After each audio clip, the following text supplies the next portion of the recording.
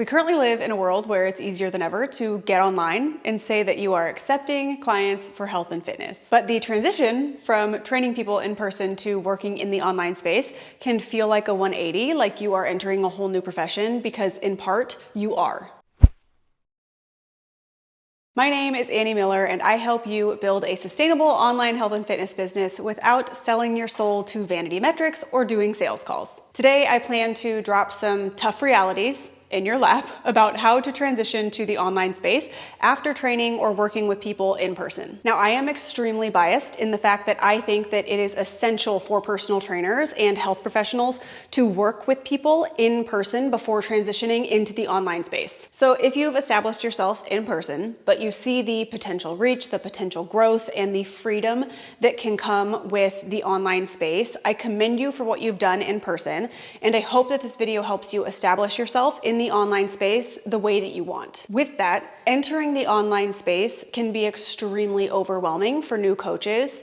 I do suggest, if at all possible, to begin establishing yourself online before you have completely left the in-person portion of your profession. I say this because it takes time to build knowability and credibility in the online space, just like it does in person. And just because you've established yourself in person does not mean that you automatically have that credibility when you transition online. To some extent, you are rebuilding from ground zero.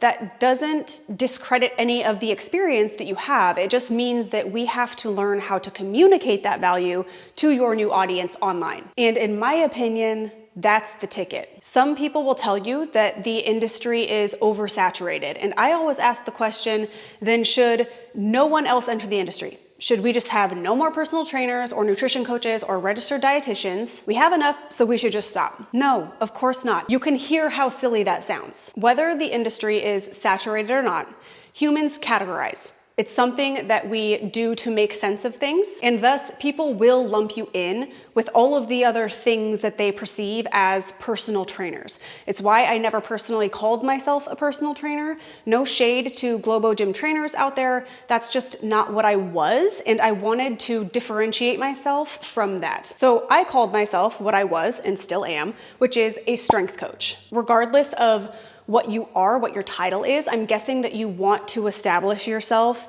as different from the rest of the industry, which is a great business move and a great place to start. Step one is to just determine what makes you different. What comes easily to you that other professionals might struggle with or that they don't enjoy and you do? Are you known for your ability to motivate? Are you known for your ability to communicate well? Are you known for your program design skills? Are you known for your modification skills? Are you known for marrying conditioning and strength without injury? Are you known for the way that you use the minimal dose effect in your program design? Are you known for making fitness fun? I don't know what it is, but there's something that you do that other people don't do or don't enjoy like you do. I was never the most motivating trainer. I was never gonna want it for my client more than they wanted it for themselves.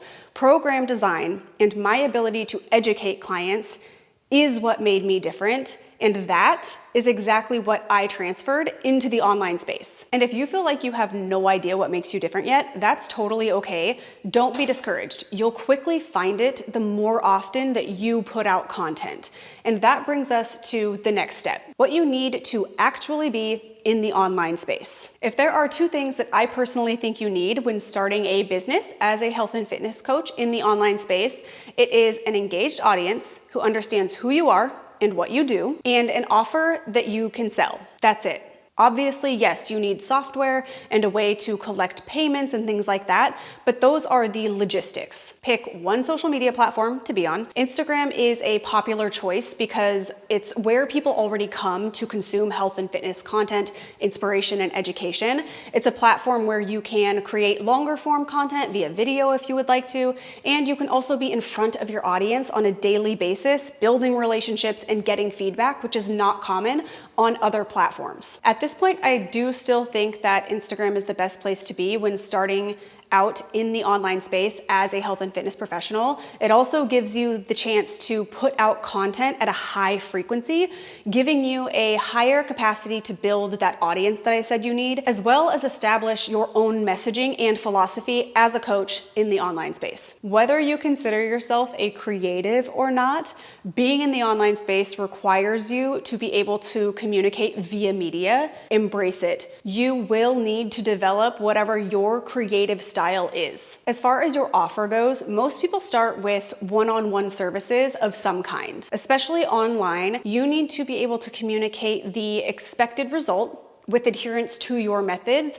as well as what your actual method is. In my FITSPROS Foundations course, we cover all of this in your offer development, as well as the client lifespan. And these practices just allow you to be able to put on the blinders and not look at what anybody else is doing, but determine what is best for your clients and what you actually want to do with your profession in the online space. We'll get to sales in a second, which I know is your favorite. But first, drop in the comments below how long you trained in person before transitioning online, if you have, or if you haven't made that transition, how long you've been training in person. Now, possibly the most important piece of transitioning online is ultimately being able to sell your actual service. Now, for whatever reason, people get freaking weird about selling, especially in the online space.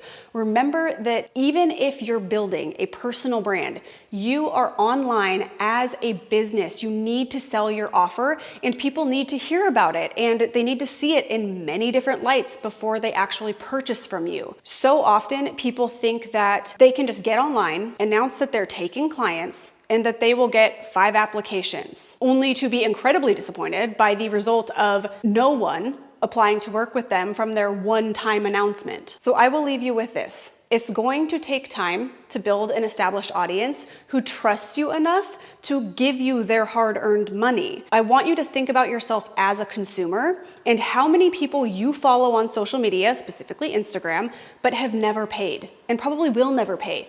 Remember, when you are establishing your own brand and expecting people to give you their money, it's going to take time to establish yourself. This is also why I made the point earlier about building that online presence before fully transitioning online, if at all possible, because it is something that just requires reps, time, and skin in the game. If you liked this video or found it helpful, please hit the subscribe button, and I'll catch you guys in the next one. Oh.